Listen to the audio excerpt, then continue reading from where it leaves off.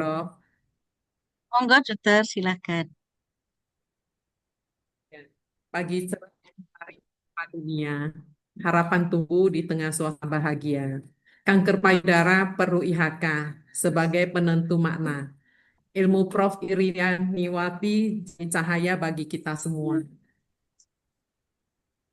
Dan Terima kasih. sebelum kita memulai acara ini, izinkan doa terlebih dahulu, Prof, yang akan dibawakan oleh Dr. Ari, Silakan. BPDS kami. Silakan untuk waktunya. Baik, terima kasih Dokter dan Prof. Saya mohon izin untuk memimpin doa. Marilah kita berdoa menurut iman dan keyakinan kita masing-masing. Saya akan memimpin doa secara Islam. A'udzubillahiminasyaitonirrajim. Bismillahirrahmanirrahim. Alhamdulillahirabbil alamin. Allahumma inni as'aluka bi anni asyhadu annaka antallahu la ilaha illa antal ahadus samad allazi lam yalid wa lam yulad wa lam yakul lahu kufuwan ahad. Allahumma sholli ala sayyidina Muhammadin salata ridho wa do'ana solihi ridho ridho. Rabbi zidna ilman warzuqna fahma waj'alna minal muslimin. Allahumma yassir wa la tu'assir. Rabbi tamim bil khair bi rahmatika ya arhamar rahimin. Rabbana atina fid dunya hasanah wa fil akhirati hasanah wa qina azabannar. Wa sallallahu ala sayyidina Muhammadin wa ala alihi wa sahbihi wasallam. Subhana rabbika rabbil izzati amma yasifun wa salamun alal mursalin walhamdulillahi rabbil alamin. Terima kasih. Semoga acara hari ini diberikan keberkahan. Saya kembalikan kepada moderator. Ya, terima kasih.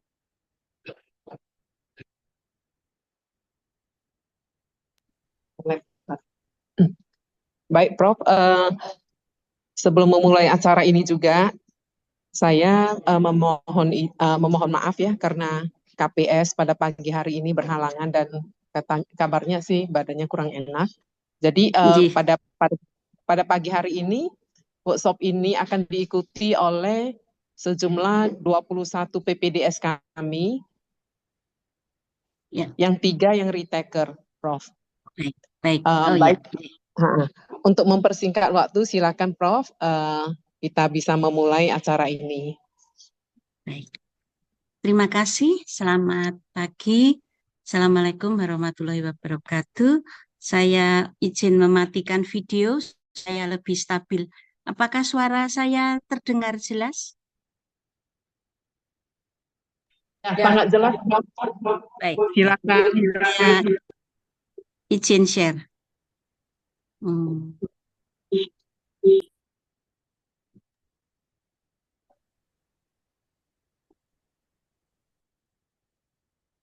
Baik.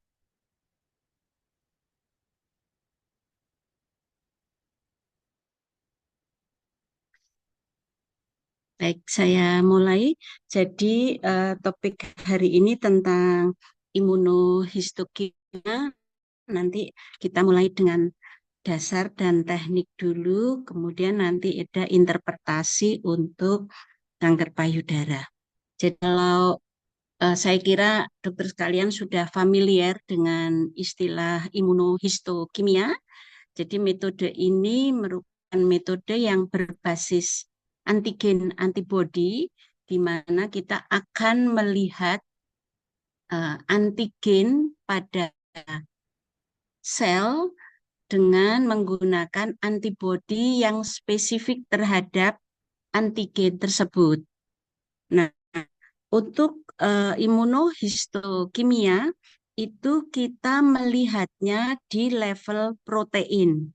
Jadi setelah DNA ditranskripsi menjadi RNA, terutama mRNA, lalu ditranslasikan menjadi protein. Nah, dengan metode imunohistokimia ini kita melihat di level protein. Nah, seharusnya di level RNA dan level protein harusnya sejalan ya. Jadi kalau misalnya dokter bisa melihat tidak hanya di level protein, misalnya dokter mau melihatnya di level mRNA itu bisa saja, tapi tidak dengan metode IHK. Nanti kalau dari mRNA kan dengan PCR base, nanti dokter akan melihat berapa city value dari antigen yang dicari, nanti kadarnya bisa ditetapkan dia akan meningkat atau menurun. Nah, keuntungannya melihat protein itu kita bisa melihat seberapa banyak atau protein itu ada di dalam sel, kemudian lokasinya ada di mana, apakah di inti, di membran, atau di sitoplasma, dan juga sel apa yang memproduksi protein tersebut. Nah, jadi basicnya adalah reaksi antigen antibodi ini jadi agak berbeda dengan histokimia. Kalau histokimia kan kita hanya melihat produk tertentu misalnya lipid, kolagen, musin, mukopolisakarid, tidak ada reaksi antigen antibodi. Ya. Nah, ada dari stepnya itu ada bermacam tahap dari mulai preparasi jaringan, lalu ada antigen retrieval, blocking endogenous enzim, antibodi primer, sekunder, kromogen, dan sebagainya. Nah, tahapnya itu kalau dokter melihat ini memang tahapnya cukup banyak. Tapi yang pertama menentukan adalah preanalitik. Yang pertama dari preanalitik adalah waktu saat jaringan itu dikeluarkan dari tubuh masuk ke larutan formalin. Itu disebut ischemic cold time. Itu tidak boleh lebih dari 60 menit. Nah, ini yang kita kadang sering harus mengingatkan klinisi karena di klinisi itu terutama yang ada SPP, PPDS atau SP2-nya, kalau ginekologi itu sering ada setelah diambil, ditaruh di tray, begitu selesai masih ada pembelajaran-pembelajaran. Nah, itu bisa lebih dari 1 jam. Nah, itu kita dari PA yang harus mengingatkan, karena chemical time itu akan menyebabkan lebih banyak terjadi false negatif. Ya. Yang kedua adalah fiksasi. Dokter harus menggunakan formalin buffer yang 10% dengan buffer netral dan formalinnya 10% saja. Mengapa kita harus menggunakan buffer?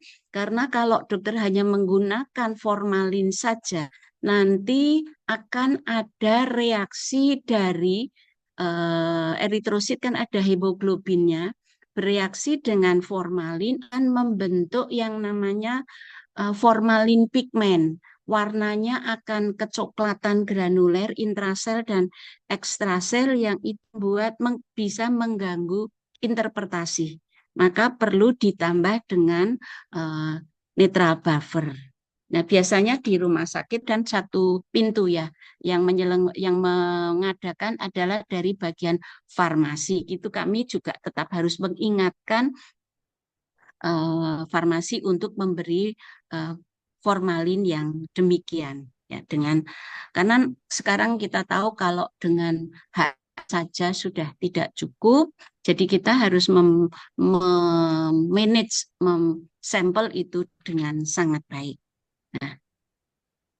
Nah, untuk parafin, saya kira ini parafin bloknya sudah standar digunakan pada semua laboratorium. Nah, tapi pada proses pembuatan parafin ada unsur-unsur pemanasan ya, pada hot plate-nya, pada inkubasi setelah dipotong itu tidak boleh lebih dari 60 derajat.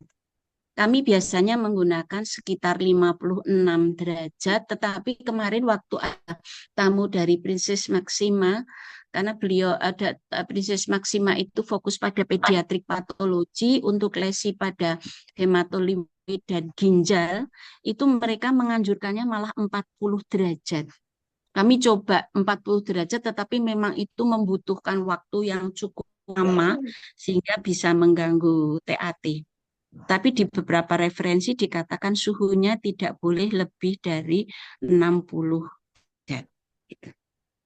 Nah, blok parafin ini bisa dalam beberapa referensi dikatakan bagus digunakan untuk pemeriksaan imunohistokimia itu setelah dalam waktu 5 tahun.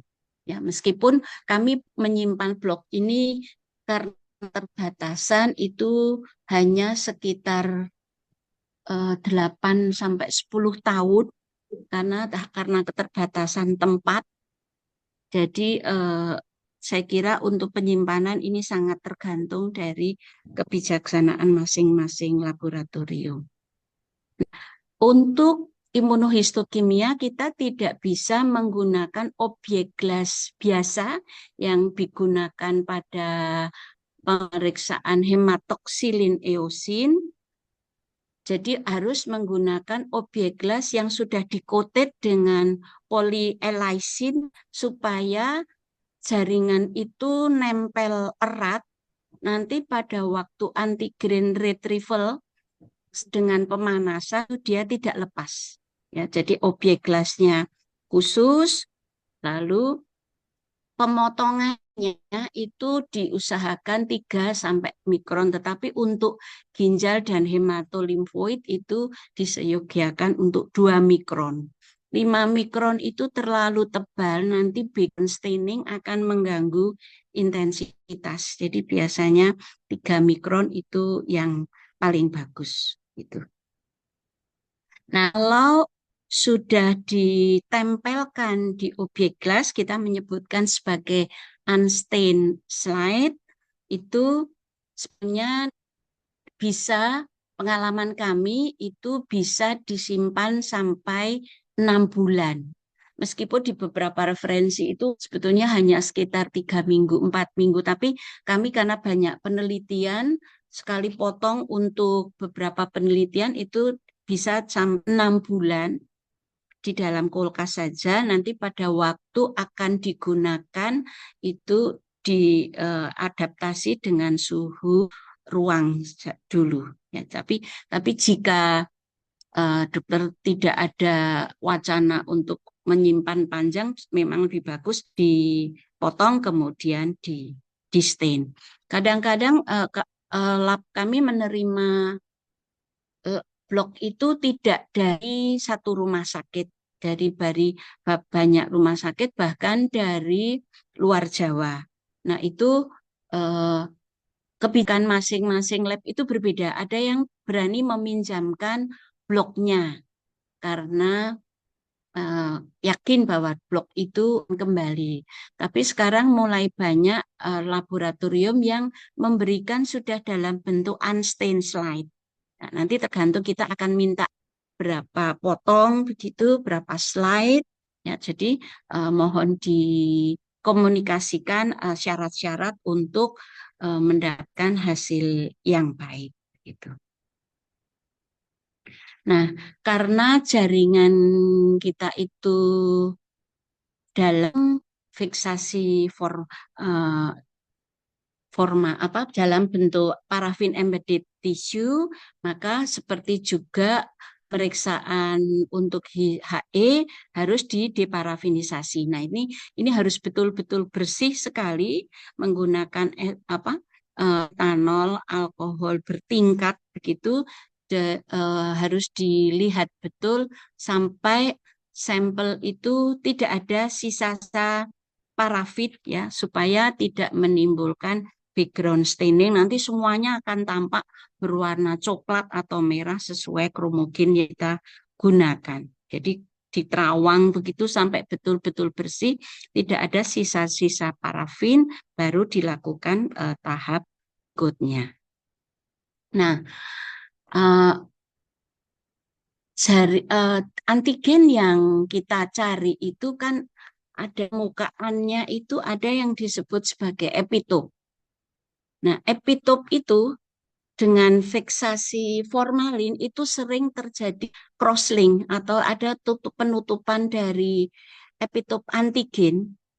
Sehingga kita harus membuka penutup itu atau sebagai meretrieve antigen supaya nanti antibodi bisa berikatan dengan epitop dari antigen tersebut.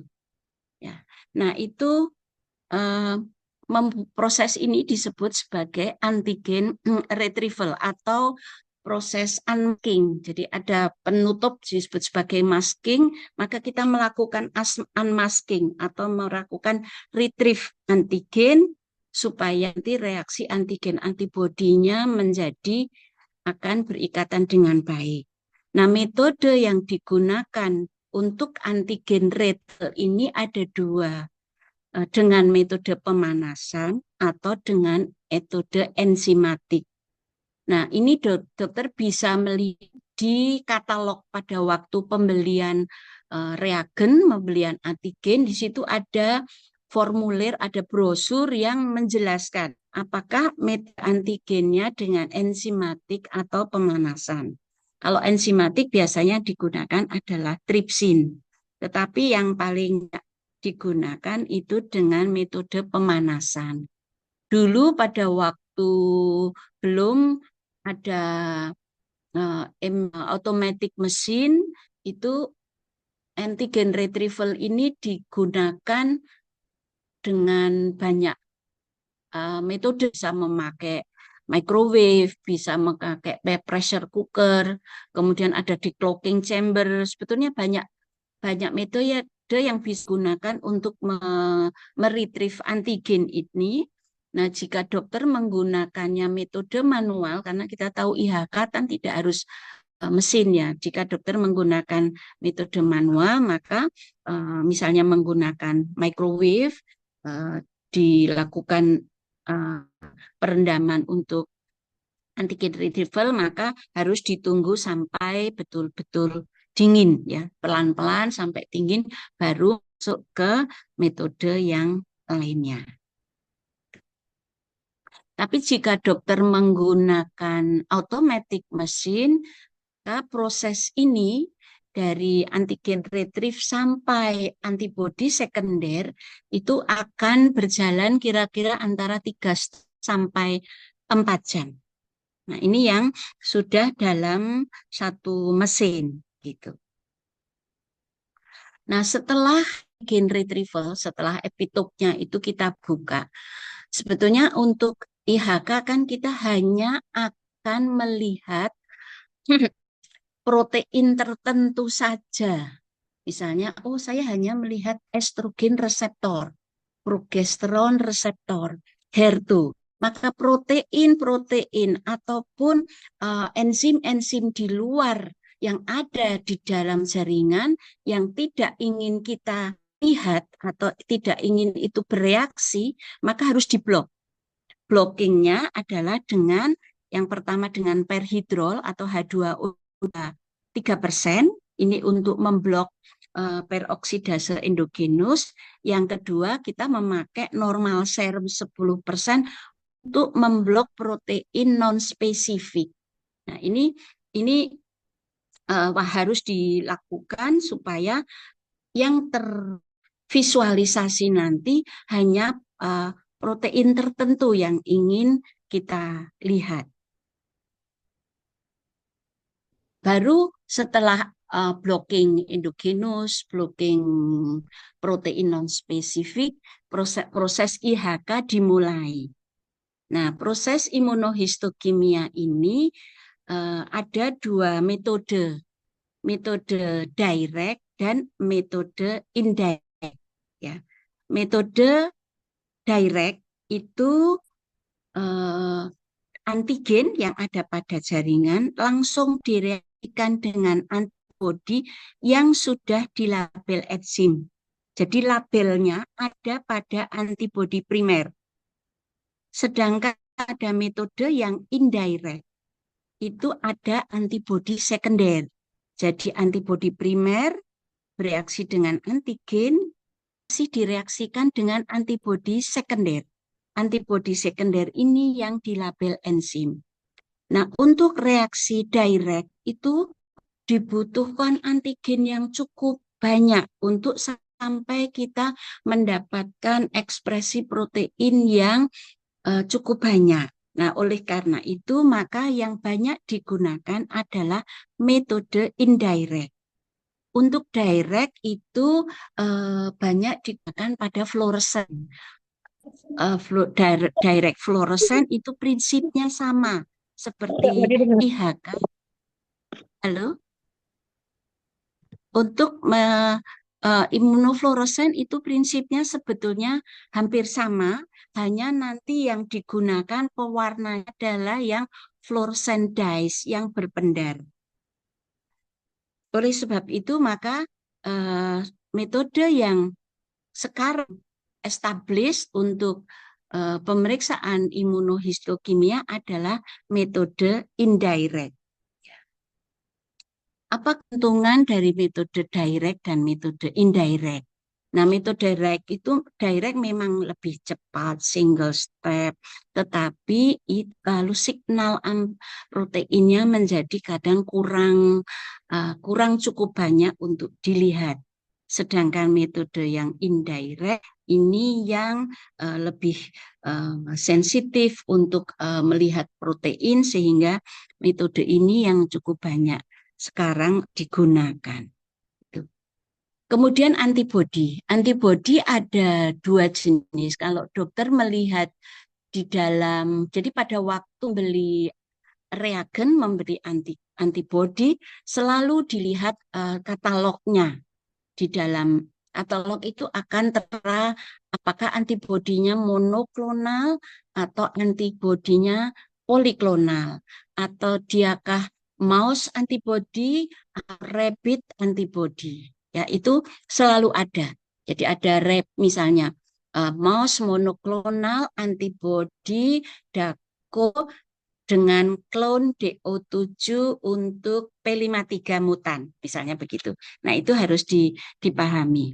Nah, antibodi ada 2, antibodi monoklonal dan antibodi poliklonal. Kadang kita tidak bisa memilih ketersediaan yang ada di pasar. Tersedianya adalah antibodi monoklonal atau antibodi poliklonal. Nah, antibodi monoklonal itu memproduksinya lebih lama, lebih mahal, ya lebih time consuming, ya karena dia diproduksi dari hibridoma, dari sel yang akan limfosit B tertentu dihibridkan dengan mieloma, maka kita akan mendapatkan sel hibridoma. Memang sel ini spesifik, tetapi menjadi kurang sensitif, ya spesifik sekali pada satu antigen tertentu, tetapi kurang sensitif. Bedanya kalau yang poliklonal kan diinjeksikan pada animal dengan antigen, yang kita panen itu serum, sehingga di situ ada banyak limfosit. Memang jadi lebih sensitif, tetapi kurang spesifik. Nah, ini tidak apa-apa kalau memang ketersediaan dalam pasar antibodinya monoklonal atau poliklonal.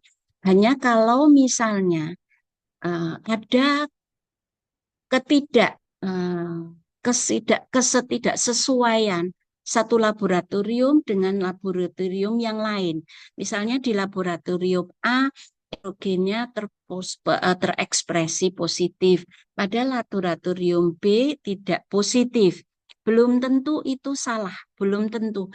Saja dua-duanya betul. Jadi sebelum kita berkonfirmasi, sebelumnya kita harus berkomunikasi dulu dengan lab yang memeriksa sebelumnya. Apakah klon antibodinya yang digunakan sama, metodenya sama, bagaimana ilusinya, bagaimana imersinya, apakah waktunya sama. Jadi kalau berbeda dalam hanya hasil itu tidak bisa dibandingkan. Ya, jadi bandingkan dulu klon antibodinya, metode dan sebagainya. Ini yang tadi. Nah, satu lagi, antibodi itu ada mouse antibody atau rabbit antibody. Ya, di dalam klon itu tertera jelas. Nah, Kalau menggunakan rapid antibody, afinitasnya akan lebih tinggi daripada mouse antibody, sehingga ekspresi protein rapid antibody itu akan lebih tinggi daripada kalau mouse antibody. Nah, ini yang kita harus tahu jenis antibody yang digunakan itu apa. Ini juga penting jika kita akan melakukan penelitian dengan antibodi baru yang belum familiar digunakan. Ini akan tertera pada jurnal itu di metode. Di jurnal itu di metode pasti akan dijelaskan dengan sangat jelas apakah dia menggunakan mouse polyclonal antibody atau rabbit atau klonnya apa, company-nya apa, dilusnya berapa, lalu inkubasinya overnight atau sekian. Nah, itu di dalam metode. Jadi sangat penting untuk memperhatikan hal-hal tersebut. Kemudian juga begini, antibodi sekunder itu bisa digunakan untuk banyak antibodi primer. Sehingga seringkali antibodi sekunder itu habis lebih dulu dari antibodi primer. Kan kalau kita beli itu sudah satu set ya. Tapi karena antibodi sekunder ini bisa digunakan untuk banyak antibodi primer, seringkali antibodi sekundernya kita harus beli. Nah, kalau beli harus diperhatikan. Kalau dia rapid antibody, maka antibodi sekundernya harus anti-rapid.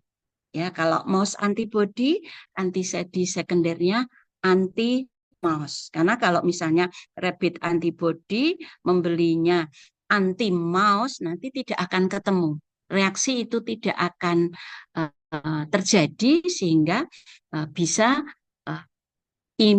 proteinnya menjadi ekspresinya negatif palsu. Nah, setelah reaksi antigen dengan antibodi direaksikan, itu belum kelihatan. Kita belum bisa melihat apa-apa di dalam sampel. Nah, itu harus divisualisasikan. Memvisualisasikan itu harus dengan melabel enzim. Kalau ada label yang banyak digunakan, yang terutama adalah yang labelnya peroksidase. Ini yang dikenal dengan aminobensidin atau DAB. Ini yang saya kira dokter sekalian sangat familiar dengan produk ini karena nanti ekspresi proteinnya akan berwarna coklat gelap, ya, akan berwarna coklat. Nah, keuntungan menggunakan DAB itu selain warna coklat gelap yang mudah untuk diinterpretasi, juga lebih sensitif dan tidak mudah luntur. Dokter menyimpan ini dalam beberapa tahun itu akan tetap bisa diinterpretasi. Ya. Hanya karena reagen ini bersifat karsinogenik, jadi hati-hati untuk menggunakan reagen DAB. Jika klinisi itu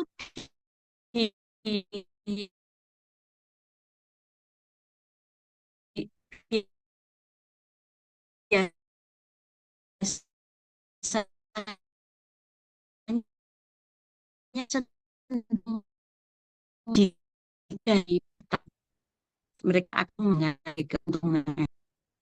Tapi ada yang lain yang alami fosfatase yang akan memunculkan warna lebih kemerahan dengan menggunakan aminokarbasol atau AEC, atau bisa juga dengan fast red atau fusin red yang memunculkan warna merah, ya, lebih kemerahan. Nah, warna merah pada AEC ini itu lebih cepat luntur, ya, dalam waktu sebulan. Biasanya itu sudah mulai luntur. Jadi kalau dokter menggunakan label yang AEC, itu kalau untuk menyimpan segera difoto. memang tidak secepat fluoresen. Fluoresen itu kan cepat sekali ya, lunturnya itu dalam hitung hari. Kalau AEC itu mungkin sebulan, 2 bulan sudah luntur. Nah, tapi ini keuntungannya adalah less toxic. Less toxic. Kapan kita menggunakan AEC? Itu kalau biasanya yang mengetahui kapan penggunaan AEC adalah patolog. Teknisi itu akan pigmen hemosiderin atau banyak pigmen coklat yang lain atau banyak produk-produk yang mengganggu interpretasi, atau misalnya kulit, dokter mau melihat melanosit yang ada di basal, padahal di situ ada pigmen melanin. Nah, menggunakan AEC akan lebih mudah melihat melanosit daripada menggunakan DAB karena warna coklatnya bisa mengganggu. Jadi kalau ingin menggunakan AEC, beri catatan pada form itu kromogen yang digunakan adalah AEC, maka teknisi akan menggunakan yang pewarna AEC daripada DAB. Nanti yang berbeda lagi di mana? Di mountingnya. Ya. Di mountingnya, karena yang AEC ini water base. Ya. Jadi nanti mounting yang digunakan yang water base yang mengandung glycol, sedangkan yang DAB ini yang alkohol base yang biasa kita gunakan, bisa entelan dan sebagainya, yang netral untuk mounting. Gitu. Nah, setelah diberi kromogen atau pewarna berbasis enzim, itu baru akan, jika ada yang positif, itu akan tampak, oh warnanya coklat atau merah. Tetapi kita butuh jaringan sekitar yang merupakan supporting tissue yang akan lebih memudahkan untuk interpretasi. Oleh sebab itu diberi counter stain. Counter stain yang digunakan adalah hematoksilin. Dokter bisa menggunakan Mayer atau Harris dengan berbagai keuntungan dan kelebihannya yang banyak digunakan. Setahu saya kok kalian nampaknya. Nah, nanti warna karena counter stain maka akan tampak warna jaringan sekitar yang negatif. Nanti di dalam IHK akan ada 2 warna ini, warna coklat dan warna biru, atau warna merah dan warna biru. Warna coklat untuk yang positif, warna biru untuk yang negatif. Jadi misalnya ekspresinya di inti, ya intinya yang berwarna coklat, sitoplasma dan membran akan negatif, atau kalau positif itu intensitasnya lebih rendah. Kalau membrannya positif, intinya akan berwarna biru karena negatif. Begitu. Ya, itu hasil akhir dari pemeriksaan imunohistokimia.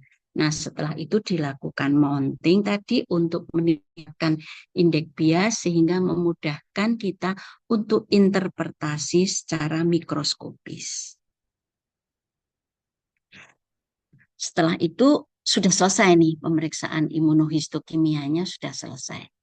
Nah, yang penting untuk pemeriksaan pada sampel pasien kita harus memberi kontrol. Bagus jika di dalam sampel itu ada kontrol positif atau kontrol negatif. Kontrol negatif tidak usah netesi antibodi, ditestesi saja dengan bahan cucinya, bisa PBS atau tris buffer, maka akan ada kontrol negatif. Tapi paling tidak itu ada kontrol positif. Nah, jadi kontrol ini nempel di dalam slide atau kita sebut on slide. Jadi jangan mengerjakan satu running IHK kontrolnya satu. Di depan ada kontrol ER, PR. Nah, pada waktu interpretasi, yang pertama kita lihat adalah kontrolnya. Kontrol positif eksternal yang nemplek di sebelahnya. Kalau kontrol eksternal itu bagus, baru kita melihat salnya. Di dalam sampel itu bisa saja ada kontrol internal. Misalnya begini, tumor payudara, ada kelenjar payudara normal. Nah, itu sebagai internal kontrol. Kontrol eksternal estrogen restor positif, kontrol internal di kelenjar payudara harus positif. Jika tidak, kita harus hati-hati, jangan proses preanalitiknya tidak bagus. Ya, ada banyak kontrol internal yang bisa kita gunakan. Misalnya kalau ada kelenjar normal bisa, atau kalau dokter melihat CD31, CD34 untuk vaskuler pembuluh darah itu harus positif.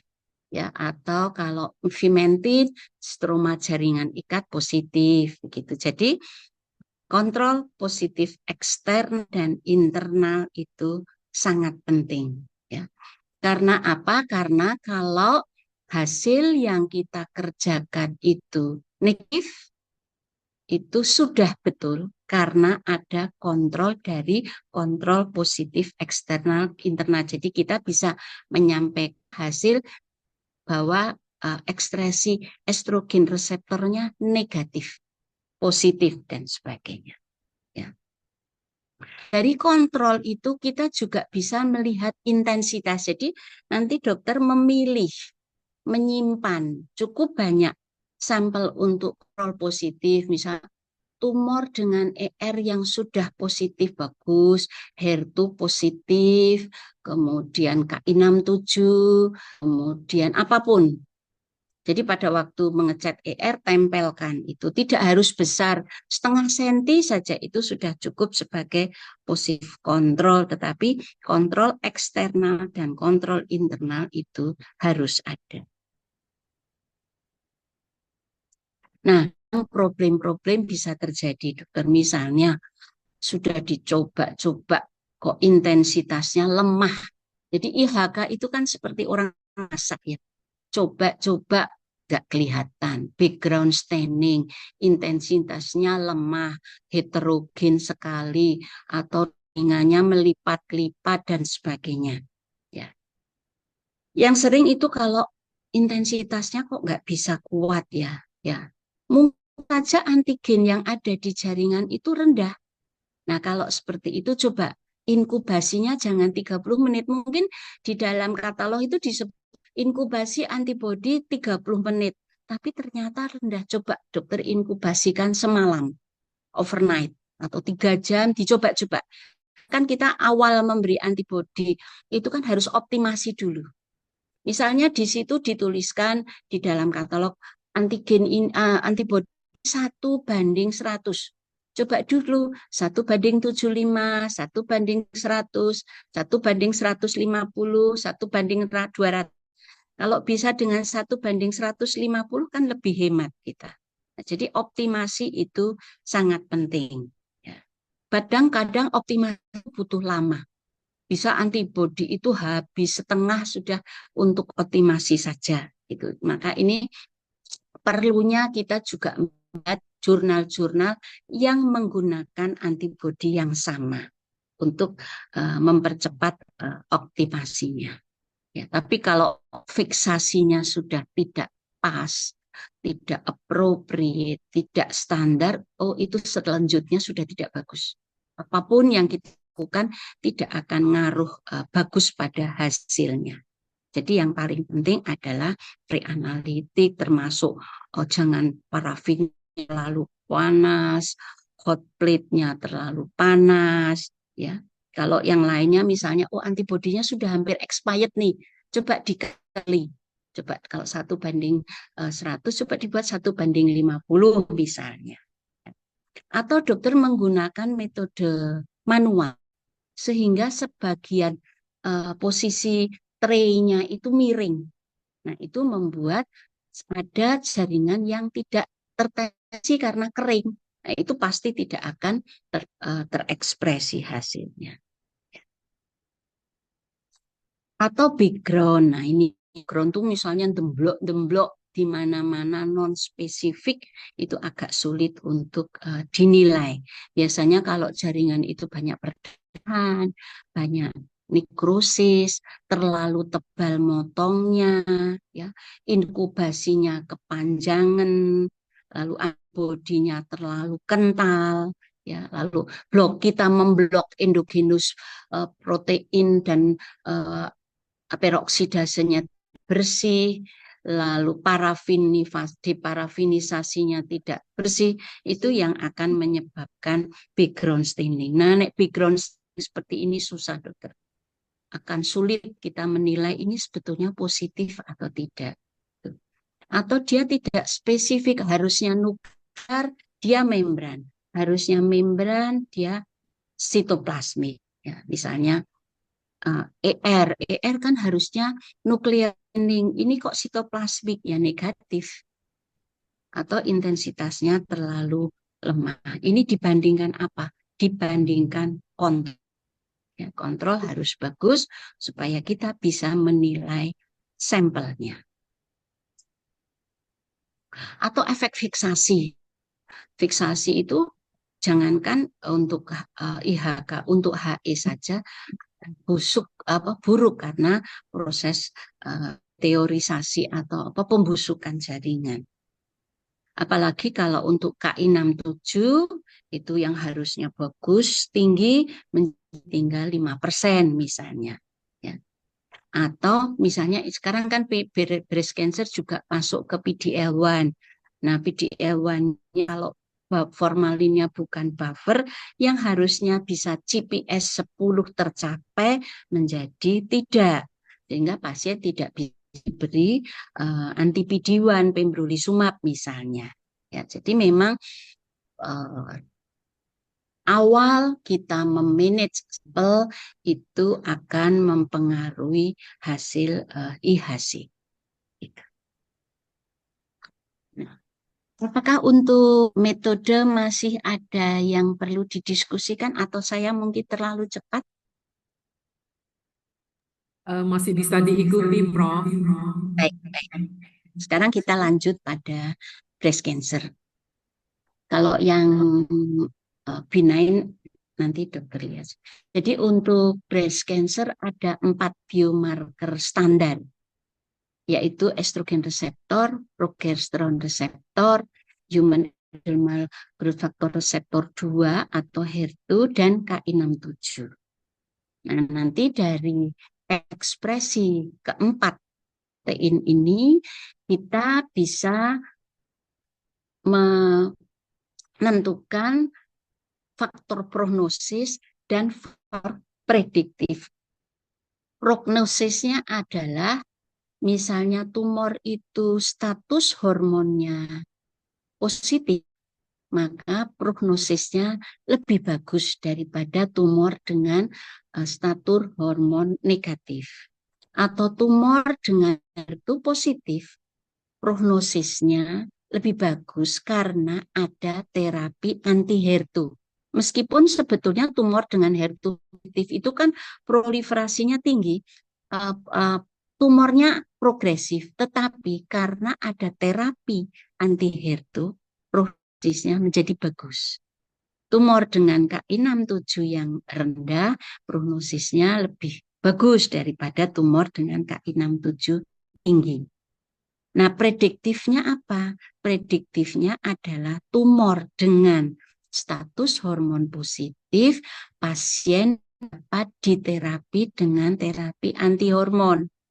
Kalau sudah menopause dengan aromatase inhibitor, kalau belum menopause dengan tamoxifen misalnya, atau jenis-jenis yang lain. Kalau pasien itu HER2-nya positif, dapat diberi terapi anti HER2 misalnya trastuzumab. Ya.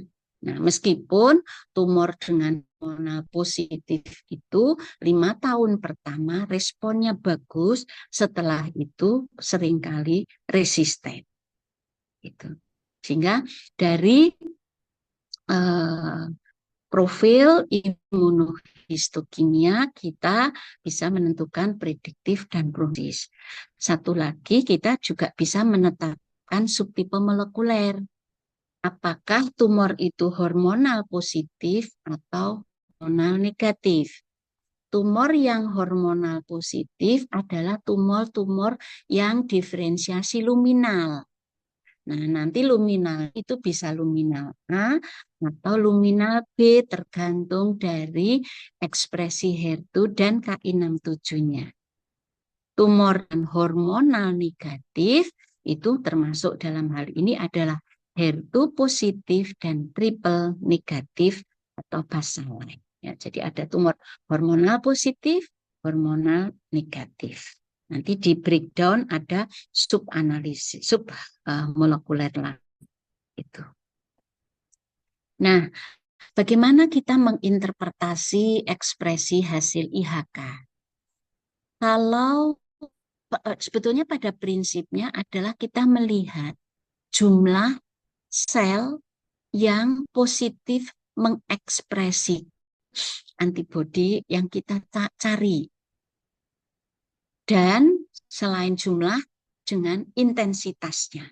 Jadi sebetulnya ya apapun metode yang digunakan, kita melihat intensitas dan jumlah sel yang positif.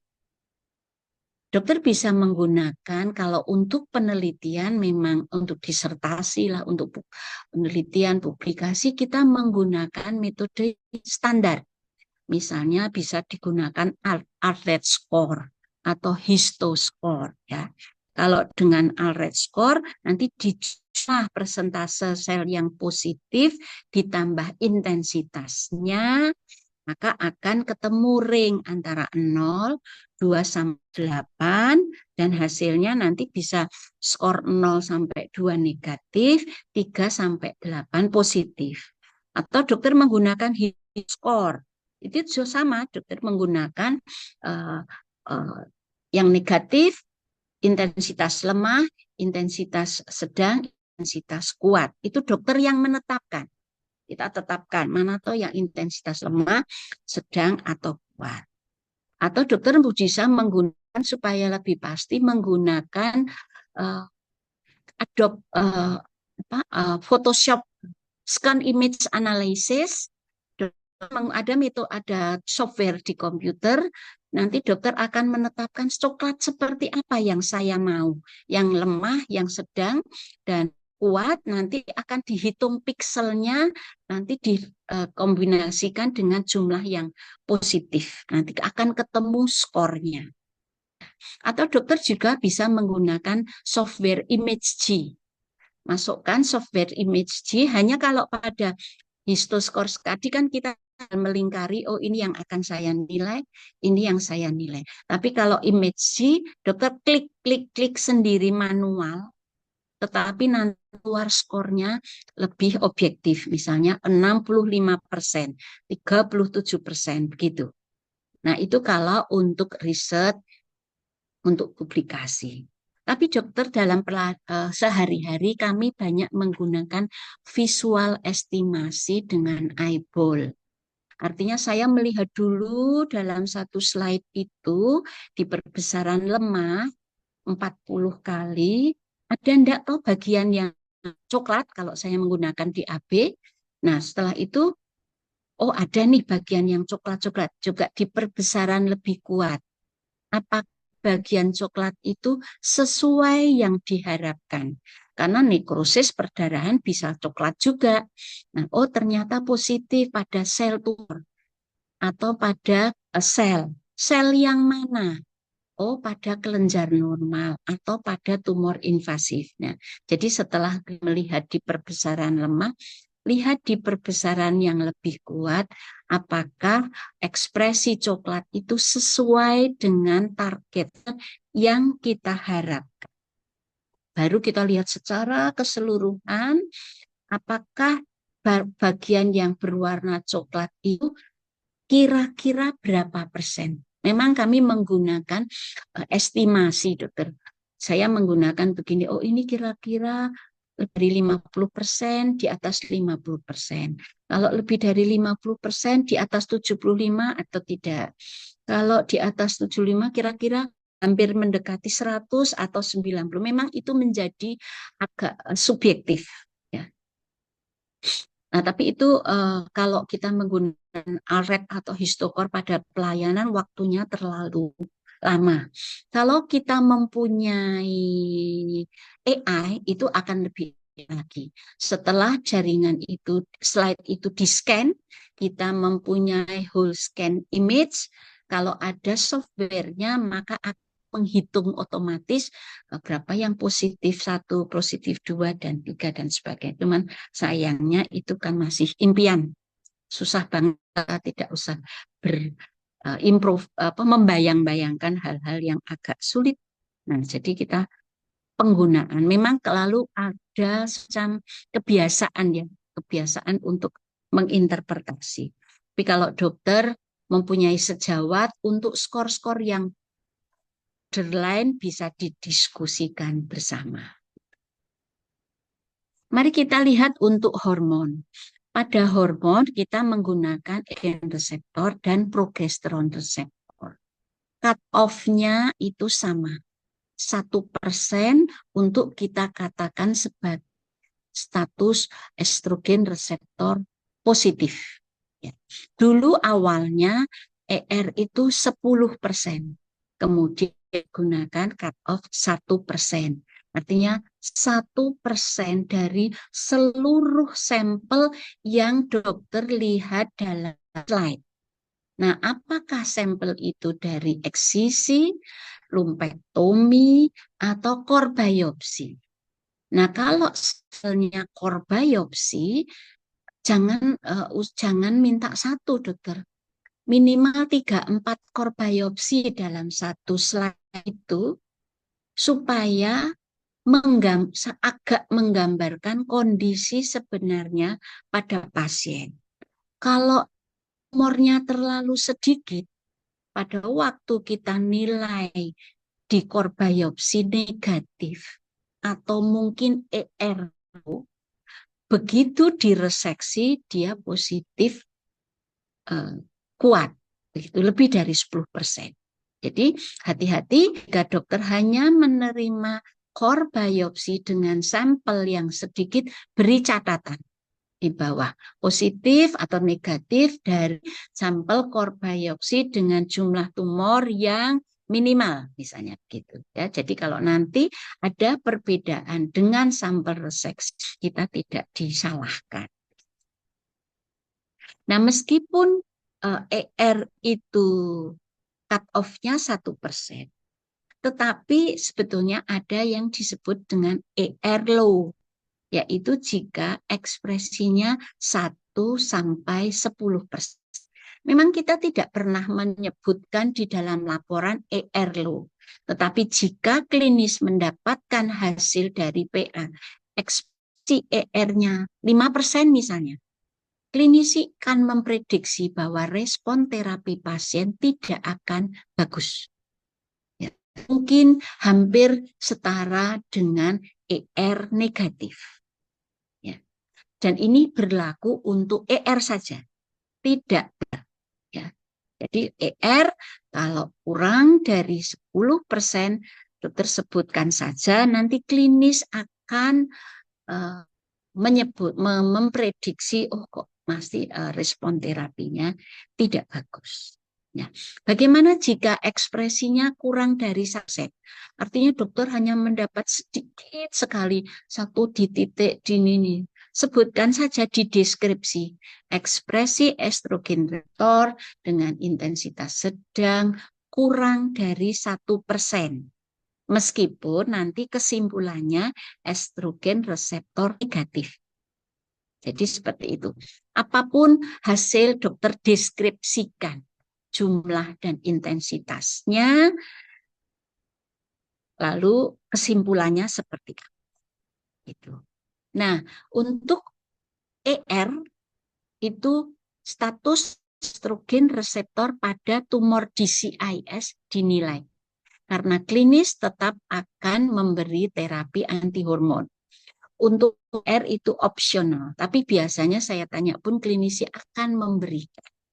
Nah, jadi DCIS, kalau dokter mendapat tumor DCIS dan invasif, dideskripsikan bahwa positif itu juga pada DCIS dan invasif. Mengapa? Karena kalau dokter hanya sebutkan tumor pada ponsel tumor, kita tidak menilai HER2 pada DCIS. DCIS pada HER2 hanya dinilai pada tumor invasif. Sedangkan ER itu baik tumor in situ ataupun tumor invasif itu dinilai. Nah, nanti benefit terapinya itu kita serahkan pada klinis. Ya. Jika ERPR HER2 Ki67-nya negatif, dokter harus memberi catatan bahwa sampel ini tidak bisa dinilai karena sangat mungkin ada problem preanalitik. Jadi artinya bukan pasien itu triple negatif, tapi memang kita yang memanage sampel tidak bagus. Jadi harus diberi catatan supaya tidak lalu tiba-tiba pasien itu di kemo. Ya, kan kesalahan kita nih kalau kita bilang triple negatif pasien di kemo. Padahal sebetulnya ER-nya bisa positif. Gitu. Jadi hati-hati untuk memberi kesimpulan. Nah, kalau untuk HER2 memang agak berbeda. HER2 itu perubahannya cukup signifikan. Dulu awalnya tahun 2007, waktu kami pertama kali mengerjakan HER2, itu cut off-nya 30%. Lalu berkembang tahun 2013 mulai 10%. Nah, lalu tahun 2018 10%, tetapi definisi HER2 equivokal itu berubah. Ya, kalau dulunya HER2 equivokal itu kita lihat 10% sirkumferensial, nah tetapi atau incomplete dan strong, tapi kalau sekarang tidak. Ekspresi equivokal itu jika complete membrane staining tetapi intensitasnya lemah dan sedang lebih dari 10%. Jadi ini memang berkembang lagi yang 2023 ada masuk ke HER2 low. Gitu. Kalau sekarang kan kita kalau dari kriteria ini kesimpulannya masih HER2 positif, HER2 negatif. Nah, di 2023 HER2 positif, ada HER2 1 low, lalu HER2 negatif. Nanti mungkin akan berkembang ke HER2 ultra low. Nah, untuk HER2 memang menilainya harus hati-hati sekali. Ada kutub yang sangat jelas, yaitu kutub skor 0 dan kutub skor 3. Skor 0 itu jika memang tidak ada waktu perbesaran lemah. Nah, kita melihat HER2 itu dari mana, dokter? Dokter bisa menggunakan objektif 4. Pertama, perbesaran lemah. Jika dengan objektif 4 itu dokter melihat warna plat yang intens, lalu membran yang mulai kelihatan, ada lingkar-lingkar kayak sarang laba-laba, itu pasti HER3+. Tapi kalau tidak jelas dan dokter harus menaikkan dengan objektif 10, pasti bukan HER3+. Dia bisa 2+ atau 1+. Gitu. Jadi cara kita menggunakan objektif lens itu akan mempengaruhi cara kita memberikan skor. Nah, jadi kutub yang jelas adalah negatif, skor 0 dan skor 3+. 3+ itu complete membrane staining, intensitas kuat, dan di dalamnya ada inti. Di dalamnya yang nuklear yang berwarna hibridisasi pasti amplifikasi. Kalau di luar negeri itu kadang 3+ pun dihibridisasi. Kalau kita kan efisiensi 3+ itu kita sudah percaya bahwa dia akan 3+, sehingga tidak perlu dilakukan hibridisasi in situ. Nah, tapi kalau intensitas ada complete membrane staining, tetapi intensitasnya lebih lemah, jumlahnya lebih dari 10%, maka ini masuk ke dalam equivokal. Nah, ini perlu pemeriksaan hibridisasi in situ. Nah, kalau di perbesaran 400, dokter baru lihat, oh ternyata nggak komplit, hanya parsial membran, intensitasnya tidak kuat, pasti itu HER2 1+. Ya, kalau lebih dari 10%. Gitu. Nah, ini juga hati-hati kalau sampelnya core biopsi. Sekarang kan kecenderungannya core biopsi dilakukan neoadjuvan, lalu reseksi, kita residual cancer burden. Nah, nanti IHC-nya ya sebelum waktu core biopsi itu. Ya, karena kalau sudah, biasanya sih setelah reseksi tetap dilakukan scoring ulang karena terapi bisa merubah profil IHK. Jadi tumor yang ER/PR positif, HER2 positif itu setelah terapi atau rekuren harus mungkin yang muncul di tumor rekuren itu adalah bagian dari breast cancer cell yang dia triple negatif. Maka muncullah tumor yang baru itu bisa triple negatif. Ya, jadi tumor itu kan sangat heterogen sekali. Nah, di antara yang heterogen itu ada breast cancer stem cell. Yang itu sering muncul pada saat nanti residif atau metastasis dan sebagainya. Maka pemeriksaan IHK pada tumor primer sebelum terapi dan nanti setelah terapi atau tumor residif dan metas. Meskipun BPJS itu hanya mengcover sekali, ya, tetapi harus diulang karena belum tentu yang tadinya ER positif di metasnya adalah tumor yang profil IHK-nya sama. Jadi harus dilakukan pengulangan. Nah, saya sedikit aja untuk dokter membayangkan apa toh hibridisasi. Jadi kalau IHK itu kan kita melihat proteinnya. Oh, ada di membran melingkar utuh. Nah, kalau hibridisasi kita melihat copy number gene. Jadi kita sebetulnya melihat materi genetiknya. Bisa DNA, bisa RNA. Bedanya pada hibridisasi kita tidak menggunakan antibodi, tetapi menggunakan probe yang sudah dilabel yang nanti akan direaksikan dengan antigen yang jadi komplementer antara probe itu dengan antigen yang materi antigen kita cari. Maka nanti akan munculnya adalah amplifikasi dari gen, bukan protein seperti ada imunohistokimia. Nah, pada hibridisasi ada dua sebetulnya. Yang berbasis fluoresen disebut sebagai FISH, fluoresen hibridisasi in situ, atau yang berbasis enzim yang disebut sebagai kromogenik atau yang dual is dari Ventana. Ya, jadi bisa berbasis pewarna fluoresesen atau radioisotop atau berbasis enzim untuk memvisualisasikan. Nah, pada hibridisasi itu bisa digunakan single probe atau dual probe.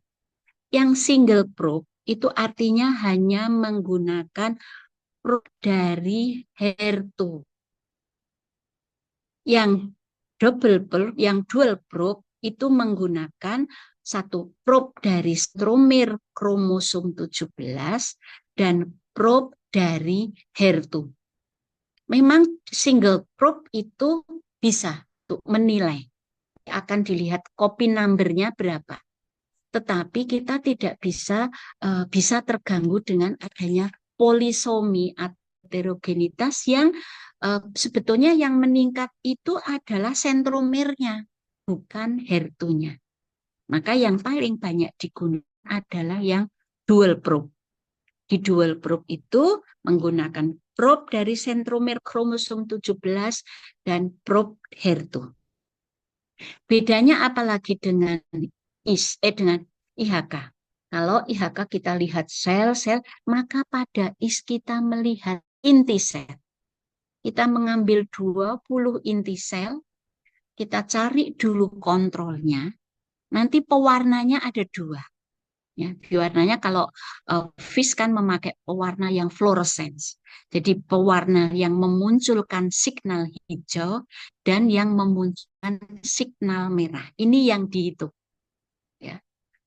Ada kontrolnya adalah ada inti sel dengan 2 dot merah dan 2 dot hijau. Nanti kita rasiokan. Kalau gambarnya seperti yang B, di mana dot merahnya jauh lebih banyak, maka pasti amplifikasi karena rasionya lebih dari 2. Ya. Tetapi ada ketentuan yang lebih memudahkan. Kalau grup yang merah itu besar, di kesepakatannya dihitung 6. Kalau besar sekali dihitung 12. Ini hanya untuk penggambaran, mungkin semoga tidak terlalu detail. Nah, tinggal dokter bisa membayangkan kalau probe merahnya lebih banyak, misalnya terhitung ketemu 600, signal hijaunya ketemu 50, ya 500 bagi 50 pasti rasionya lebih dari 2, artinya dia ada amplifikasi gen HER2 dan itu masuk kesimpulan HER2 3+. Begitu. Nah, karena ini FISH, segera difoto karena cepat luntur. Kalau lebih awet, dokter bisa menggunakan yang berbasis enzim dengan CIS atau yang dual DIS dari Ventanan. Ini menggunakan pewarna yang berbasis silver, ya, perak nitrat, sehingga nanti warnanya kalau amplifikasi dari HER2 akan berwarna hitam. Ya, jadi bisa double probe, bisa single probe. Bagaimana kalau 20 inti tidak sampai kesepakatan? Oh, baru 1,98. Coba ditambah 20 inti lagi.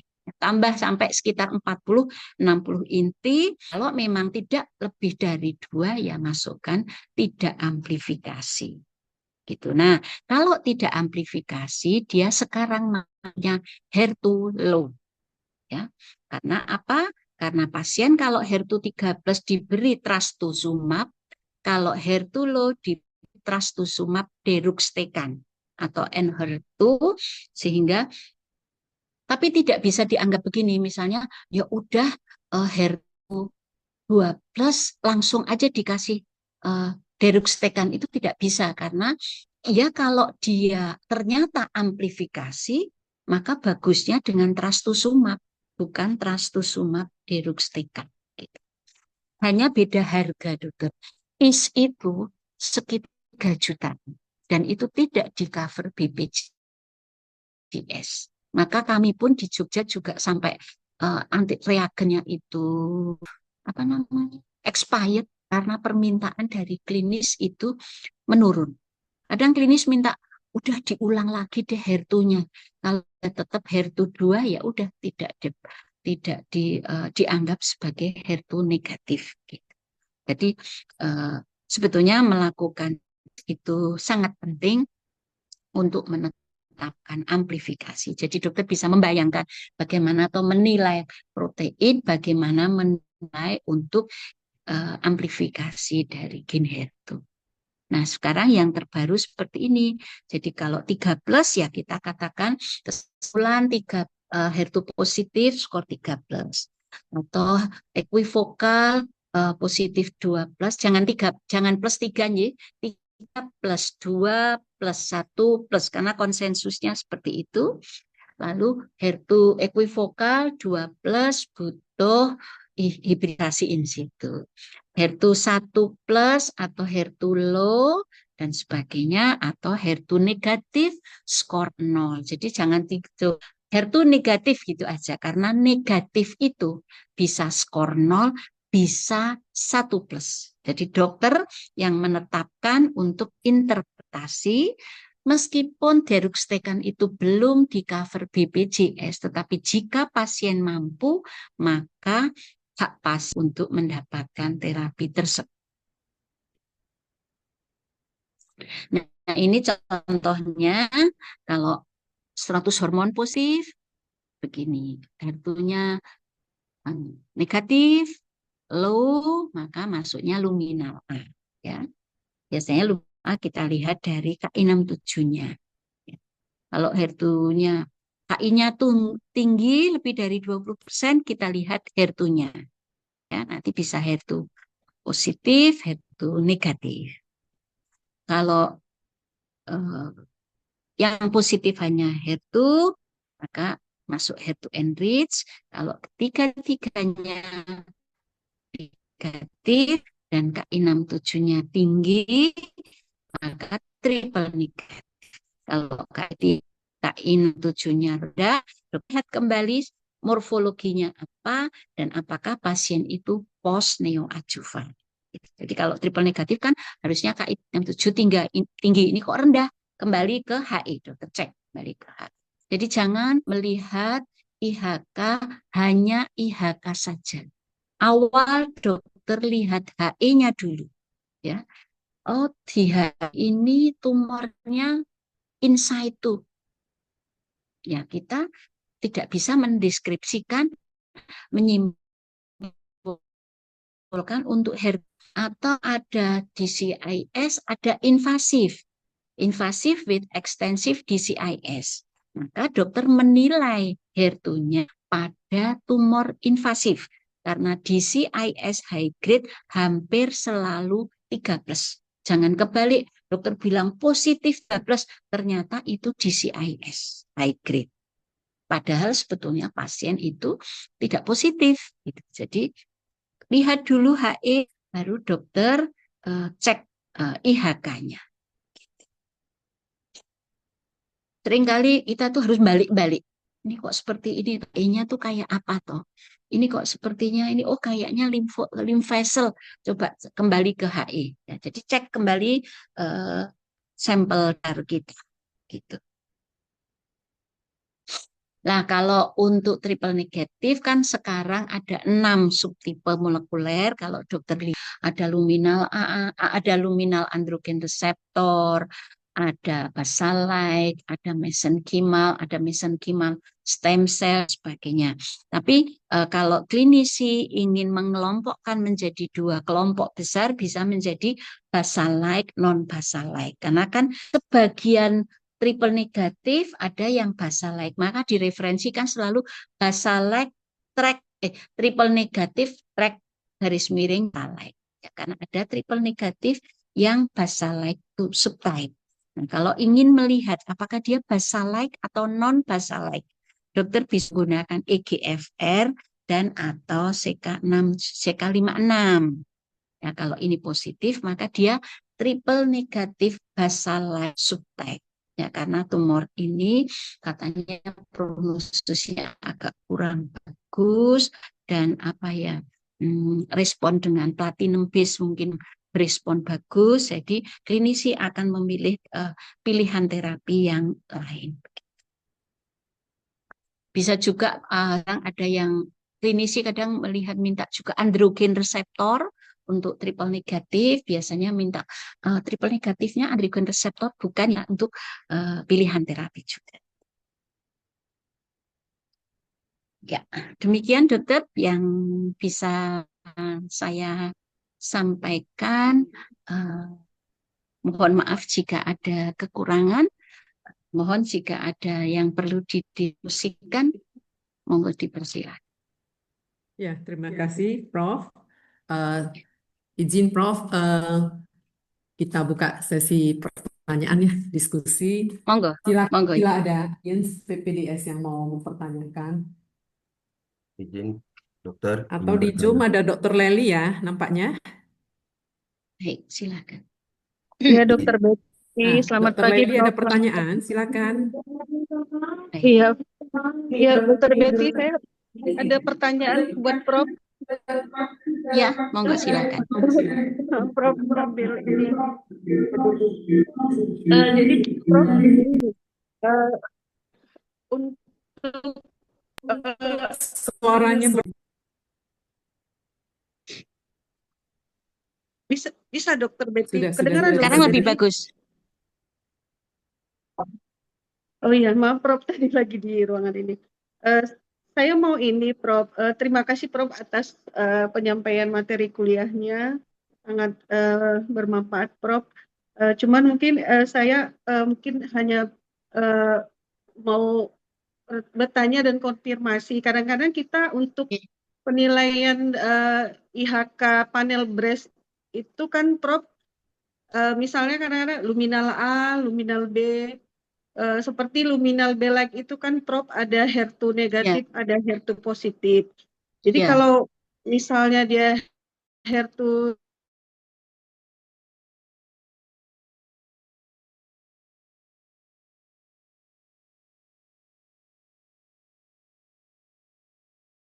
Ya, gimana Prof kalau untuk baik, baik. kasus seperti ini? Eh, jadi pokoknya kalau ada diskordansi, kita kembali ke HE. Tapi untuk penentuan subtipe molekuler itu di beberapa negara pun tidak diharuskan untuk menetapkan, dokter.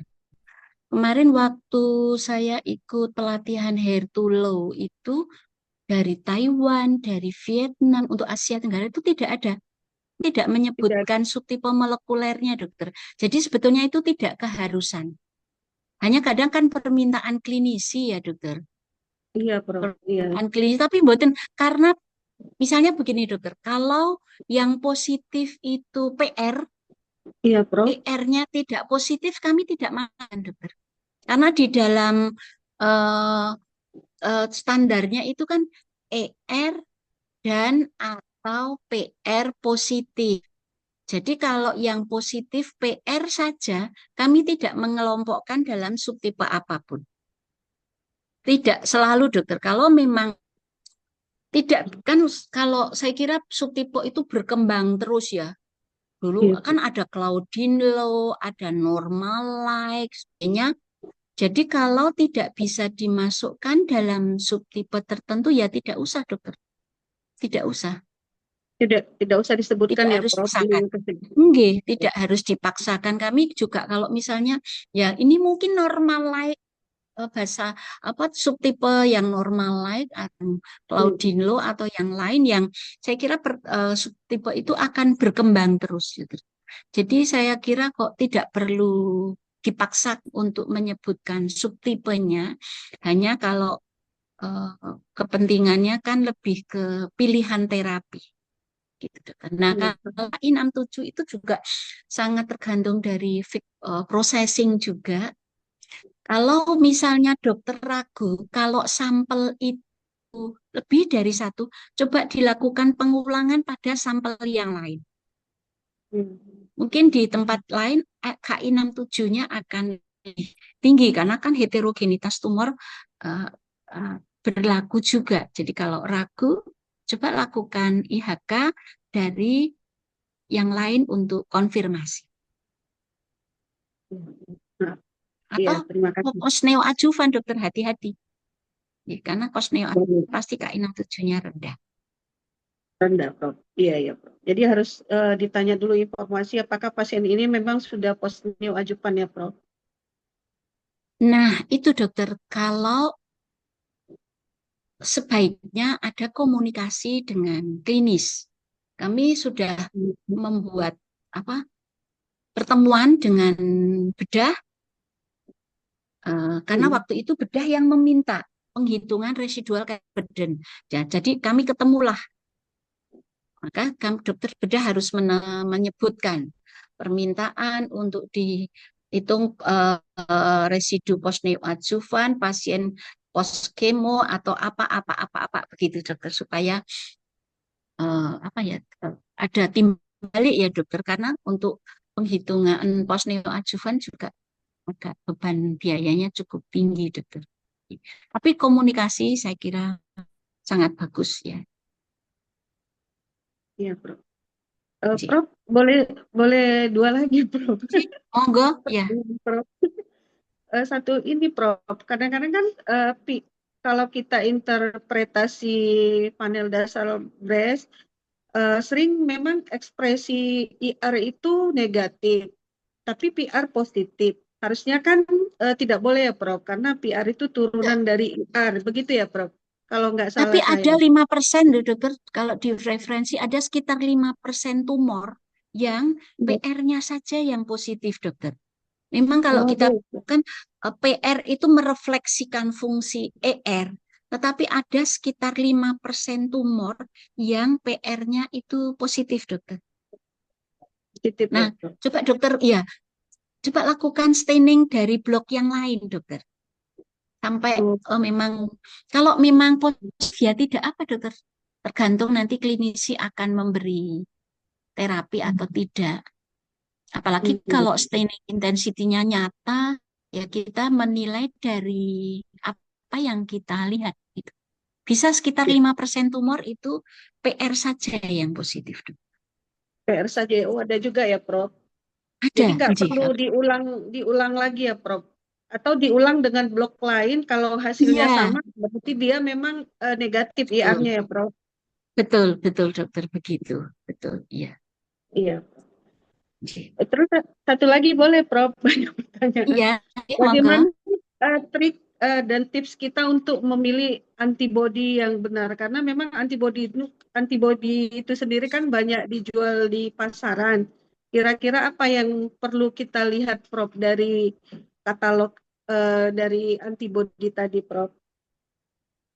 Kalau untuk ERPR itu kan sepertinya tidak ada nggih, tidak ada baku antibodi mana yang distandarkan. Jadi dokter bisa menggunakan berbagai antibodi, tetapi biasanya yang rapid antibody itu afinitasnya akan lebih tinggi dokter dibandingkan mouse antibody.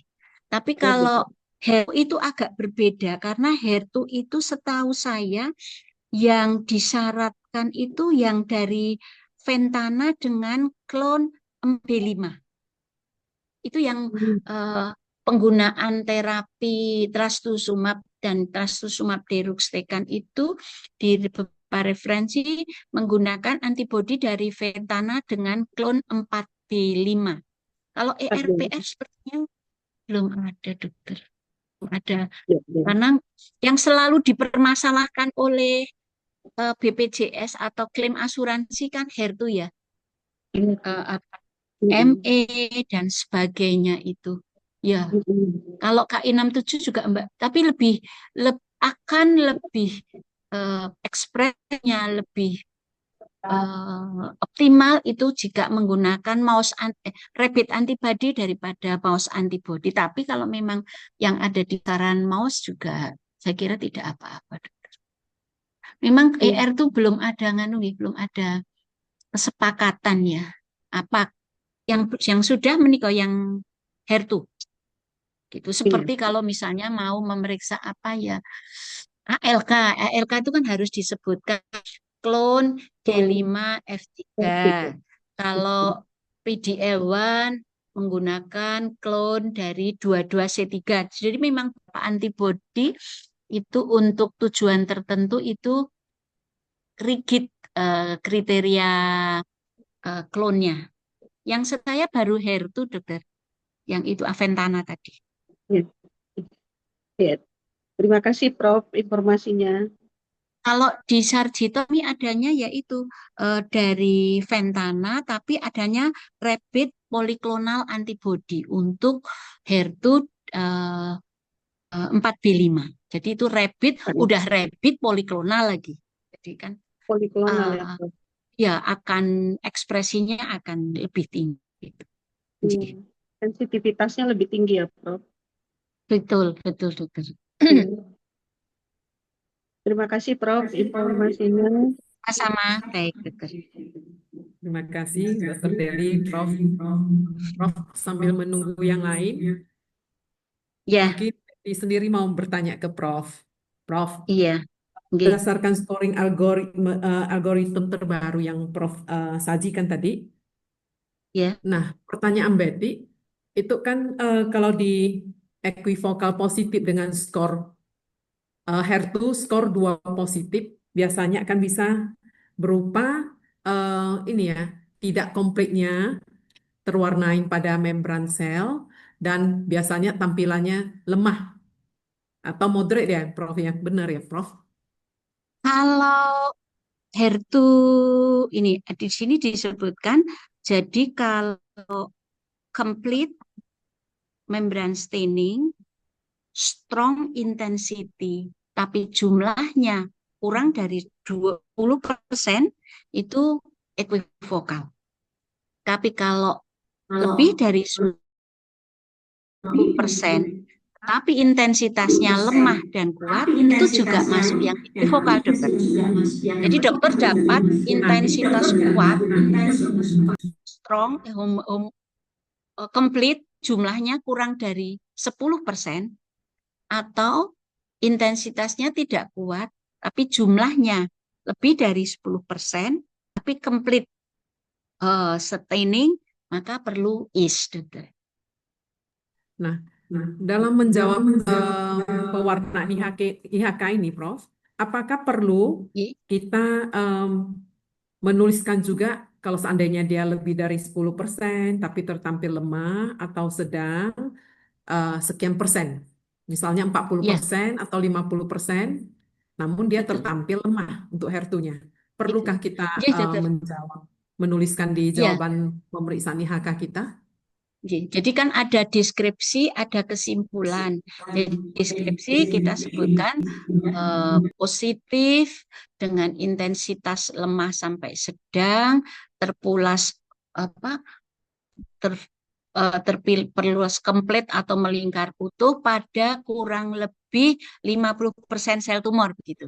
Kami menyebutkannya dari intensitas, dia terpulas melingkar utuh tidak, berapa jumlahnya begitu, dokter. Nanti di kesimpulannya baru HER2 positif 3+ begitu. Iya. Dan untuk KY67-nya sendiri juga perlu kita menyebutkan bahwa itu adalah sekian persen tertampil positif, baru buka kurung sekian persen gitu, Prof. Betul, betul, betul. Ya, tetap saja karena kan ada yang bilang 20%, ada yang kita bilang positif, ternyata dia positifnya itu hanya berapa, 25% atau mepet 20% misalnya. Jadi kami tetap menyebutkan, dokter. Kami tetap menyebutkan berapa. Satu lagi mungkin ya, Prof. Betty ingin mengetahui apakah di UGM sendiri, di Departemen Prof, pernah nggak mendiagnosis dengan ultralow? Belum, dokter, karena itu belum established.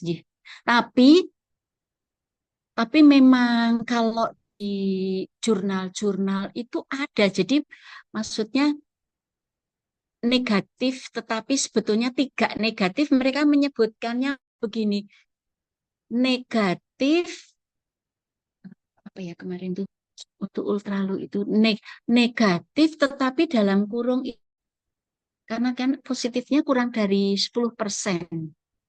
Negatif 1+. Tapi kami tetap, dokter, kalau kami tetap mendeskripsikan bahwa ada positif terpulas lemah sedang tidak melingkar utuh pada kurang lebih 5% sel tumor, itu di dalam deskripsi.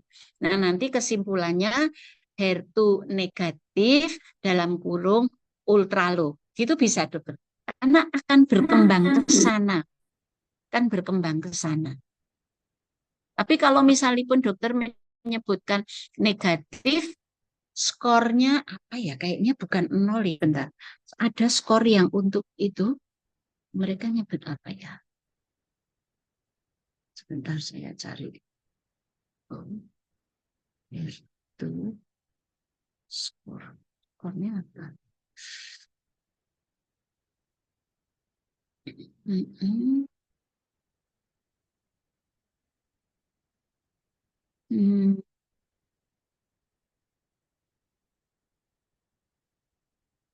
belum ya dokter. Tapi memang kalau ada, kami menggunakan itu dokter. Perkara nanti pasien itu akan diterapi seperti apa tidak anu, tapi kalau karena betul karena kan dia bukan skor 0 dokter. Kalau skor 0 kan totally negatif. Ya, Prof. Kalau kita melihat kembali ke scoring algoritma, artinya yang dulunya TNBC juga udah sedikit. Nah, untuk zaman now mungkin lebih sedikit Betul lagi ya, dokter, Prof ya. karena itu tidak merubah subtipe molekuler. Jadi misalnya eh, negatif low, kan kalau semuanya negatif tetap negatif, tidak merubah subtipenya. Kalau ultra low Jadi masih misalnya dianggap ER negatif. sama, kesimpulannya kan dia tetap negatif, Berarti toh dokter. TNBC gitu ya, Prof ya. Kalau kebetulan Negatif, kita dapat semua-semuanya enggak, negatif, tetap. Nanti tapi kalau pada ditanya, ini subtipenya apa? Ya tetap triple negatif. Hanya di dalam triple negatif itu bisa termasuk yang tadi ultra low, low, dan yang skor 0 gitu. Memang TNBC itu frekuensinya sekitar 20-25% ya dokter. Sekitar itu. sekali lagi ya, Prof ya. Mungkin untuk menyamakan persepsi yang selama ini agak-agak rancu.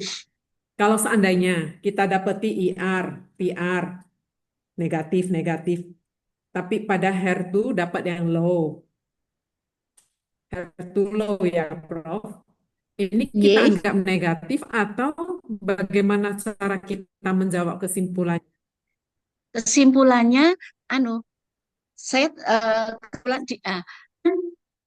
sebetulnya ada yang menyebut gini, negatif dalam kurung positif 1+ track low begitu. Tapi ada juga yang menjawab positif 1+ dalam kurung low. Nah, kami menggunakan yang terakhir. Kami simpul sebagai positif. Jadi ada positif 3+, HER2 equivokal positif 2+, lalu ada positif 1+ dalam kurung low begitu. Tapi jika ERPR-nya juga negatif, dia tetap masuk dalam TNBC. Baik, Prof. Baiklah, masih ada pertanyaan enggak yang lain? Ada dokter, izin bertanya dok. Monggo. Ya, silakan. Terima kasih dokter, terima kasih Prof atas kesempatannya. Dengan saya Prof ingin bertanya terkait pemeriksaan untuk imunohistochemia pada kanker payudara. Itu kan mengingat Ya, bahwa ada faktor preanalitik, terutama durasi iya, fiksasi. Itu kan iya, dapat mempengaruhi hasil dari ekspresi IHK tersebut, khususnya iya, resiko overfiksasi yang dapat menyebabkan hasil negatif palsu. Nah, yang ingin iya. saya tanyakan, apakah jaringan payudara yang baru sampai ke laboratorium itu sebaiknya segera disiapkan untuk pewarnaan IHK atau adakah waktu fiksasi yang ideal agar hasilnya tetap representatif?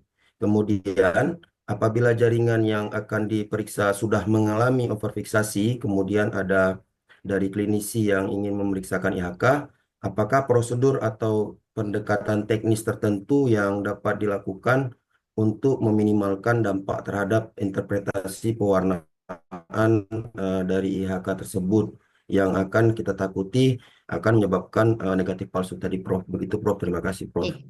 Baik dokter, jadi kalau sampel itu datang ke PA, tetap kita harus proses setelah fiksir, dokter. Kalau di dalam standar itu kan waktu fiksasi itu 6 sampai 72 jam. Mungkin 6 jam itu bisa untuk sampel-sampel core biopsi. Tapi kalau belum fiksir jangan dikerjakan dokter. Harus tunggu. Misalnya sampelnya breast. Nah, dokter lameler toh atau dokter mengambil beberapa potong kecil-kecil yang siap untuk ditaruh kaset, ditaruh di dalam wadah untuk fiksasi. Jadi kita keluarkan dari apa setelah dilameler, misalnya kemudian 6 jam atau dokter lihat sudah bisa diiris. Nah, dokter iris kecil-kecil taruh di pot-pot begitu supaya fiksasinya lebih cepat masuk begitu. Tidak harus menunggu 72 jam. Tapi bisa teknik seperti itu. Ada waktu itu katanya dengan pemanasan atau bagaimana, tapi kami tidak pernah. Jadi biasanya kami ambil sedikit yang siap untuk masuk kaset, taruh di dalam pot. Nah, itu yang direndam dalam larutan fiksasi. Kalau menunggu yang mastektominya terlalu lama begitu. Nah, kalau dokter ke susu, underfiksasi itu jauh lebih buruk dampaknya daripada overfiksasi. Jadi misalnya, udah datang, tidak tunggu. Ya, underfiksasi itu dampaknya lebih buruk daripada overfiksasi. Overfiksasi sehari 2 hari oke lah, tapi underfiksasi itu akan jauh lebih buruk. Jadi tunggu sampai fiksir baru dites. Nah, kalau udah misalnya kami itu juga pernah menerima dari sampel mana-mana kan di pooling ya, biasanya mereka hanya mengirim seminggu 1 kali atau seminggu 2 kali.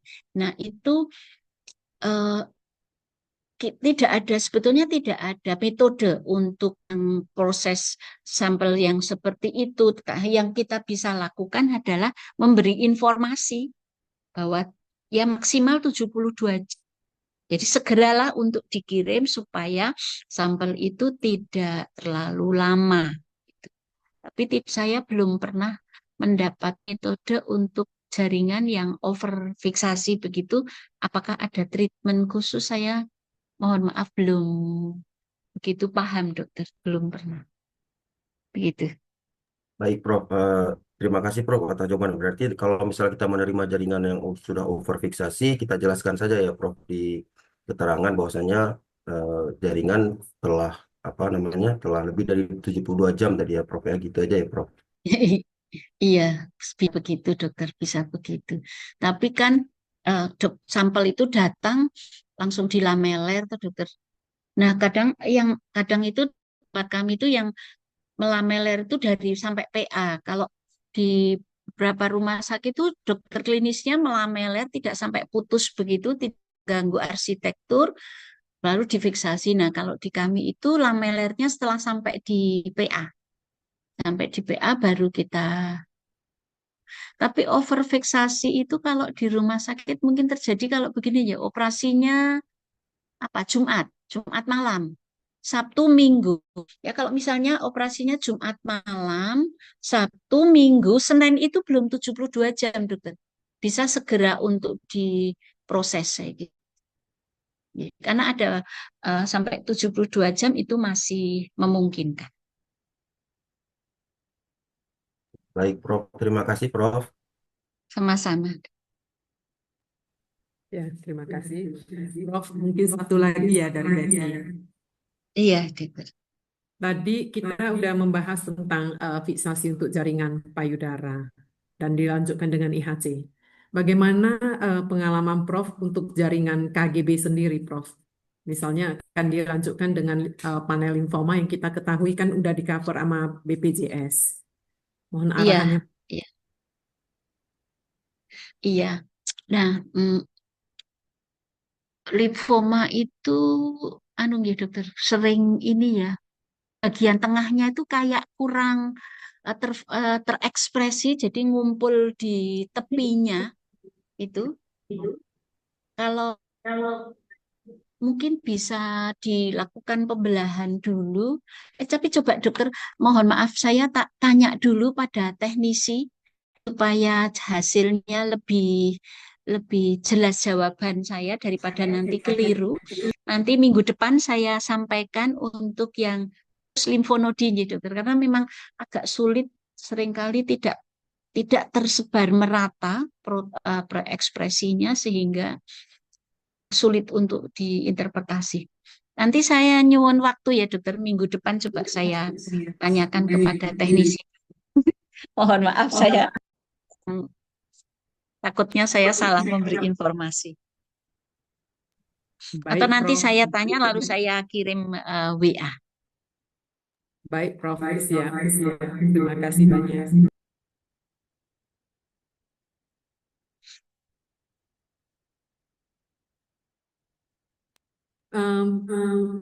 Kayaknya nggak ada pertanyaan lagi ya. Baik, Masih ada, baik. Prof. Mungkin Prof, Dokter. Monggo, ya, monggo. Prof, Terima dari kasih sebelumnya, BPDF Prof, sudah tidak ada atas pertanyaan lagi, Prof. Izin dokter. Apakah masih ada bahan yang mau Prof lanjutkan? Itu masih ada, Dokter. sepertinya ada yang bertanya itu sebentar. Monggo silakan. Izin Prof. Nggih. Ya, nama saya Dede Prof. BPDS Baik. USU. Izin Prof mau bertanya untuk masalah IHC pada blok-blok parafin yang sudah lama, misalnya udah yang 2 tahun atau 3 tahun sebelumnya, atau bahkan yang 5 tahun, ada nggak berpengaruh dengan pengikatan terhadap antibodinya ini, Prof? Oh, izin, terima kasih, Prof. Kalau di beberapa referensi itu bisa sampai 5 tahun, dokter. Tapi kami juga punya pasien eh, eh, sudah 8 tahun misalnya, kemudian datang lagi untuk dilakukan IHK, sebenarnya masih bisa bagus, dokter. Jadi tergantung dari kita menyimpannya. Ya. Tapi 5 tahun itu standar internasional masih bisa digunakan, dokter. Begitu. Oke, 5 baik. tahunan masih bisa, dokter. Ya, terima kasih, Prof. Iya, baik. Baik. Izin, Izin, Prof. Prof, Jika boleh satu lagi, monggo, Prof. Satu monggo lagi, Prof. silakan. Ye. Iya, Prof. Terkait yang untuk pengklaiman BPJS eh, terhadap panel breast, kalau sudah dilakukan sesudah, kan itu cuma satu Prof yang bisa diklaim. Kira-kira kalau dari rumah sakit Prof, gimana untuk menginisiatifnya Prof? Apakah ini memang rumah sakit yang menanggung atau gimana Prof? Karena yang bisa diklaim BPJS kan cuma sekali aja Prof. Satu. Betul, iya. Kalau Iya Prof, setahu gimana saya itu kok jadi menjadi beban. Karena pasien itu tetap bisa terus di penjaminan. Nampaknya itu kok jadi beban rumah sakit ya, dokter. Iya Karena Prof, pasien BPJS nggak boleh bayar. iya. Nah, tapi begitu dokter klinis meminta, pasien itu bisa mengurus ke penjaminan rumah sakit, mungkin itu jadi beban rumah sakit ya, dokter. Nampaknya Iya, itu. iya Nggih. Prof. Karena mungkin akan lebih sering mungkin Prof nanti untuk permintaannya kan Prof. Kalau seperti Nggih. kami kan di rumah sakit ada Malik kan Prof, kebetulan rumah sakit rujukan, jadi kadang-kadang dari luar itu memang sudah dilakukan pemeriksaan IHK sampai di ada Malik nanti dilakukan lagi. Cuman yang di luar itu kan sudah pasti diklaim sama BPJS gitu Prof. Sementara kalau di rumah sakit kami sendiri mungkin Iya. nggak bisa diklaim lagi ya kan Prof. Iya, tapi menjadi beban rumah sakit, dokter. Iya Itu Prof. karena makanya kan PA kami pun dibilang merugikan rumah sakit. Kami itu masuk Prof. kuadran 4 merugikan rumah sakit karena itu kayak gitu-gitu menikah tidak. Iya, Prof. Tidak menguntungkan gitu ya Prof. Iya, betul. Ya, Iya, kemarin kan skornya keluar dan untuk PA semua masuk kuadran 4. iya. Jadi untuk solusi ke depannya nggak ada, Prof. Mana tahu bisa 2 kali diklaim sama BPJS sebelum atau sesudah kemo gitu, Saya Prof. tanyakan ke dokter bedah ya. Saya ada dokter Lukman yang suka itu. Saya tanyakan, tapi setahu saya kok jadi beban rumah sakit. Coba nanti saya tanyakan ke layanan, bagian pelayanan. PA dan juga ke tapi nampaknya kok menurut saya karena pasien boleh bayar yaitu rumah sakit yang Iya, menanggung. Ji. iya, Tapi saya Prof. pastikan Sampai, dulu. Saya pastikan dokter. Nggih, iya, iya, betul. makasih, Prof. Makasih, Ji, Prof. baik, baik. Ji, baik. Izin Prof, masih boleh bertanya Prof, izin Prof. Monggo silahkan ya, monggo. Baik Prof, terima kasih banyak Prof atas kesempatannya dan pemaparan materinya Prof. Ada beberapa yang mau kami tanyakan Prof, saya dengan desain PPDS FKUSU Prof. Yang pertama Prof, mungkin bisa dijelaskan kembali Prof, bagaimana tadi perbedaannya kasus yang triple negatif yang basal light dengan yang non basal light Prof.